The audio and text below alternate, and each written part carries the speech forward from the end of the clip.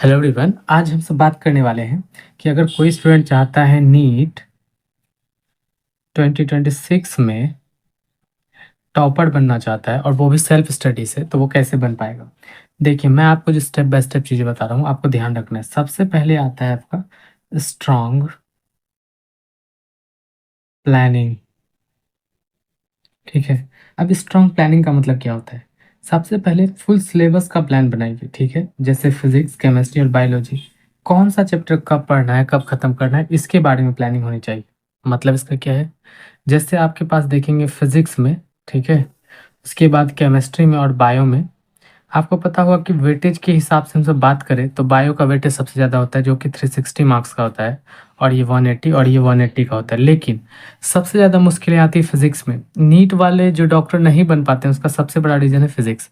ऐसा इसलिए हो पाता है क्योंकि वो ज़्यादातर स्टूडेंट में देखा गया है, वो डॉक्टर बनना चाहते हैं इसलिए नीट का एग्ज़ाम नहीं देते हैं, बल्कि उन्हें मैथ से डर लगता है, इसलिए वो बायो लेते हैं और उन्हें डॉक्टर बनना पड़ेगा। तो ये सबसे बड़ा रीज़न हो जाता है। तो फिजिक्स जितना आसान लगता है स्टार्टिंग में, जैसे-जैसे आप पढ़ते जाएँगे तब आपको समझ आएगा कि फिजिक्स के चक्कर में आपका सिलेक्शन भी नहीं हो पा रहा है। इसलिए पहले तो फुल सिलेबस का प्लानिंग होना चाहिए पूरे साल तक का, अगर आप 2026 में पेपर देने वाले हैं तो। सेकंड नंबर पे आता है आपका डेली रूटीन होना चाहिए, डेली और वीकली भी, क्योंकि डेली तो आप बना लेंगे, पर आपके पास वीकली टारगेट होना चाहिए कि इतने दिन में हमें इतना खत्म कर ही लेना है, नहीं तो आप कुछ नहीं कर पाएँगे। जैसे रोज कितना पढ़ा, कि एक हफ्ते में कितना पढ़ेंगे, फिर रिवीजन होगा, फिर टेस्ट लेना है, वो बहुत इंपॉर्टेंट है। थर्ड नंबर पे आता है हमारे पास राइट स्टडी मटेरियल।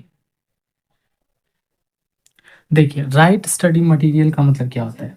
सबसे पहले तो ये खोपड़ी में बैठा लीजिए कि एनसीईआरटी, ये तो आपके लिए बहुत इंपॉर्टेंट है। ठीक है, इसके बिना तो आपका कुछ हो ही नहीं पाएगा, और खास करके बायो में, और हम सब बात करने वाले हैं केमिस्ट्री में।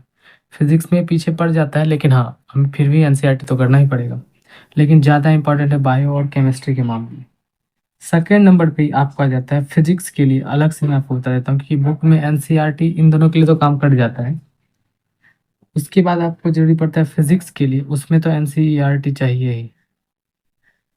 फिर आपको चाहिए गुड रेफरेंस बुक। जैसे रेफरेंस बुक में मैं बता देता हूँ, एच सी वर्मा तो है, लेकिन आपको बता दो एच सी वर्मा सभी के लिए नहीं है। अब इसका मतलब क्या है? क्योंकि एच सी वर्मा का थ्योरी तो बेस्ट है फिजिक्स के मामले में, लेकिन अगर इसकी बात करेंगे हम लोग तो क्वेश्चंस की, तो वो इररिलेवेंट हो जाता है नीट के पॉइंट ऑफ व्यू से। जेई के लिए तो बहुत इंपॉर्टेंट है, पर अगर आप नीट के लिए तैयारी कर रहे हैं और सोचेंगे एच सी वर्मा का हर एक क्वेश्चन सॉल्व कर ले, तो आपके लिए पॉसिबल नहीं हो पाएगा, क्योंकि उसके लिए स्ट्रॉन्ग मैथमेटिक्स आना चाहिए आपको, नहीं तो फिर वो आपके काम का है नहीं और डर लगने लगेगा। इसलिए एच सी वर्मा जब आप सॉल्व करें तो थ्योरी तो पढ़े ही पढ़े उससे, फिर आप टीचर के गाइडेंस में क्वेश्चन सॉल्व करें अपने मन से। अगर आपके पास टाइम ज़्यादा है, 2 साल 3 साल है, तो आप बिंदास कर सकते हैं, नहीं तो आपको पता ही नहीं चलेगा रेलेवेंसी क्या है, आप ऑटोमेटिकली जो मन सो पढ़ना स्टार्ट कर देंगे। ठीक है। और इन सब के बाद एच सी वर्मा के साथ साथ एक और बुक चलता है जो बहुत ज़्यादा फेमस है नीट स्टूडेंट के बीच में, वो है डी सी पांडे सर की बुक। ठीक है, ये मैं स्पेशली बता रहा हूँ नीट के लिए। ठीक है, क्योंकि डी सी पांडे का जेई के लिए भी आता है, वो अलग अलग वॉल्यूम आता है। और इन दोनों के साथ जो राइट स्टडी मटेरियल में सबसे इम्पोर्टेंट पड़ जाता है, वो तो आप जान ही होंगे, वो होगा पी वाई क्यूज की बुक। ठीक है, प्रीवियस ईयर के क्वेश्चंस पेपर के जो आते हैं, और इनके साथ भी आपको देना पड़ेगा मॉक टेस्ट। मॉक टेस्ट इसलिए इम्पोर्टेंट है क्योंकि बिना टेस्ट के आप सोचेंगे कि हम कितना इम्प्रूव करें, तो आपको पता नहीं चलेगा। ये कंपटीशन, ये बोर्ड नहीं है कि आप भी 60 मार्क्स लाएं और मैं भी 60 मार्क्स लाऊं, दोनों का सिलेक्शन हो जाए। यहाँ पे सिलेक्शन सीट के लिए लड़ाई हो रही है। अगर 20 लाख लोग जा रहे हैं, सीट है 1 लाख, तो 1 लाख ऊपर से अच्छे बच्चों को लेगा, और अगर आप वहाँ नहीं आते तो फिर आपका खेल खत्म हो जाएगा। उम्मीद है आप मेरी बातों को समझ पा रहे हो मैं क्या बोल रहा हूँ। इसके बाद जो हमारे पास आ जाता है चीज़ें, जैसे फोर्थ नंबर पे बात करें, वो आ जाता है कंसिस्टेंट। आपको रहना पड़ेगा कंसिस्टेंट। बिना कंसिस्टेंसी के कोई भी काम जो कि बड़ा हो, ठीक है, जो आपकी लाइफ को बदल सके, वो हो ही नहीं सकता है। उसके लिए आपको कंसिस्टेंटली प्रैक्टिस करना पड़ेगा। स्पेशली अगर हम बात करें तो बायो में सबसे ज़्यादा, क्योंकि आपको पता है उसमें रटने वाला चीज़ है। मतलब नो डाउट उसे समझना भी है, लेकिन समझने के बाद में तो उसको याद ही रखना है, क्योंकि उसके एप्लीकेशन जनरली तो आएंगे नहीं आपके सिलेबस में। तो कंसिस्टेंट अगर नहीं रहिएगा, आप छोड़ देंगे बीच में पढ़ाई, तो सब कुछ उड़ जाएगा वापस से। 5वें नंबर पे आपके पास आ जाता है रेगुलर रिवीजन। कंसिस्टेंट तो ये है, डेली प्रोग्रेस चाहिए ही चाहिए, लेकिन जो पढ़ चुके हैं उसका रिवीजन भी होना चाहिए रेगुलर बेसिस पे, ठीक है।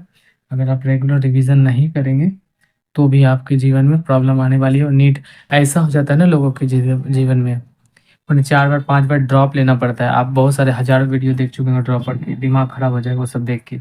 जब आप तैयारी स्टार्ट करेंगे तो आपको लगेगा कि मैं तो एक ही बार में निकाल लूँगा, लेकिन जब इस जर्नी में लोग जाते हैं तो पता चलता है ड्रॉप पे ड्रॉप, ड्रॉप पे ड्रॉप होते जा रहा है, ठीक है। मॉक टेस्ट को तो मैं लिख ही देता हूँ अलग से, मॉक टेस्ट, क्योंकि यहाँ पे जो मैंने मॉक टेस्ट लिखा है वो मैंने राइट स्टडी मटेरियल में लिखा है कि आपके पास पीवाईक्यूज होने ही चाहिए। और ये आपकी तैयारी का जो होना, जिसमें मैं आपको पहले बता चुका हूँ कि आपको मॉक टेस्ट रेगुलर बेस पे देना है। इन सभी के बाद आता है जीवन का सबसे आधारभूत चीज़, वो है सेल्फ डिसिप्लिन। ये ऐसा चीज़ है कि अचानक से आपको पढ़ते-पढ़ते मन नहीं करेगा पढ़ने का, फिर कैसे करें? ठीक है, तो डिसिप्लिन आपको चाहिए ही चाहिए। और डिसिप्लिन अगर नहीं आता है तो आपको बता दूँ मैं एक बात, या तो कोई टीचर हो, मेंटर्स हो। बेसिकली क्या होता है, जब आप तैयारी में जाते हैं तो पेरेंट्स आपकी बात नहीं समझते हैं कि आप उनके गाइडेंस पे रहें, ठीक है। हाँ, अगर आपके पेरेंट्स वैसे हैं तो आप उनसे भी बात कर सकते हैं। मैं ये नहीं बोल रहा हूँ वो बुरे हैं, मैं बोल रहा हूँ आपकी तैयारी के लिए वो ऐसा नहीं कि आप पे बोझ बन रहे तो आप पूछते नहीं। तो कोई भी जो आपको सेल्फ डिसिप्लिन दे, ठीक है। 8वें नंबर पे सबसे इम्पोर्टेंट चीज़ है वो है आपका हेल्थ, ठीक है। पूरी तैयारी के दौरान आप बीमार नहीं पड़ सकते हैं, ठीक है। आपको इसमें हेल्थ में सबसे इम्पोर्टेंट आपका स्लीपिंग टाइम, आपको कम से कम 6 से 7 घंटे डेली चाहिए ही चाहिए। देखिए ये कम है, लेकिन यंग एज में तो इतना सोया जा सकता है, नहीं तो आपको 7 से प्लस ही घंटे सोने चाहिए, 8 कम से कम, ठीक है। अगर आप इतने ध्यान से ये सभी चीज़ें करेंगे, मैं आपको वापस से दिखा देता हूँ।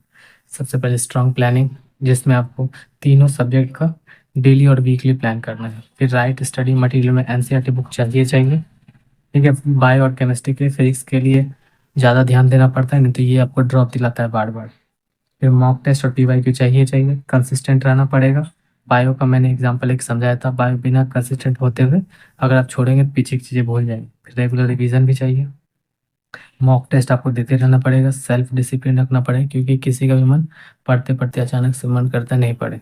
हेल्थ का ध्यान तो रखना पड़ेगा, उसमें सबसे इम्पोर्टेंट काम है कि सोना, हो सके तो आप एक्सरसाइज करें, ठीक है। ये बहुत इंपॉर्टेंट चीज़ है। अगर आप इन सभी बातों का ध्यान रखेंगे तो अभी आपके पास 1 साल का टाइम है, 2026 में अगर आप पेपर देने वाले हैं तो आपका मार्क्स 650 से 750 तक जा सकता है, 700 तक जा सकता है, ठीक है।